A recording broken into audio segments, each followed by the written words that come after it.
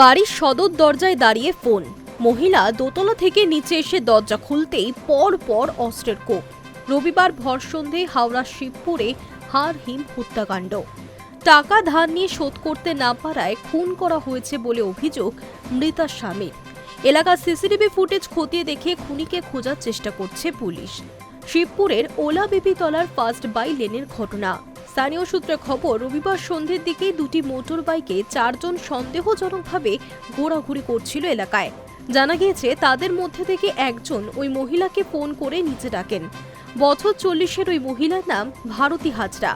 পরিবার সূত্রে জানা গিয়েছে, বিশেষ প্রয়োজনে কাশন্দিয়া শিবতলার বাসিন্দা এক ব্যক্তির কাছ থেকে 50,000 টাকা ধার নিয়েছিলেন ওই মহিলা। সময় মতো শোধও করা হচ্ছিল। তবে মৃতার স্বামীর অভিযোগ, বেশ কয়েকদিন ধরেই পুরো টাকা শোধ দেওয়ার জন্য চাপ দেওয়া হচ্ছিল দম্পতিকে।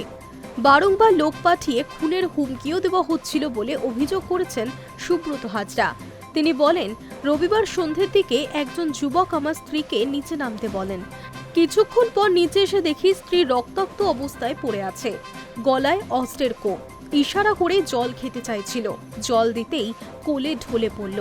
দ্রুত খবর দেওয়া হয় পুলিশে। সেখান থেকেই রক্তের নমুনা সহ মাটি মেশানো রক্তের নমুনা সংগ্রহ করেছেন তদন্তকারীরা। এই প্রসঙ্গে হাওড়া সিটি পুলিশের এক পদস্থ কর্তা জানিয়েছেন, ঘটনার তদন্তে নেমে আমরা বেশ কিছু সূত্র পেয়েছি, তবে ঠিক কী কারণে খুন তা পরিষ্কার হয়নি। রাস্তার সিসিটিভি ফুটেজ দেখে খুনিদের শনাক্ত করার চেষ্টা হচ্ছে। Hi news network.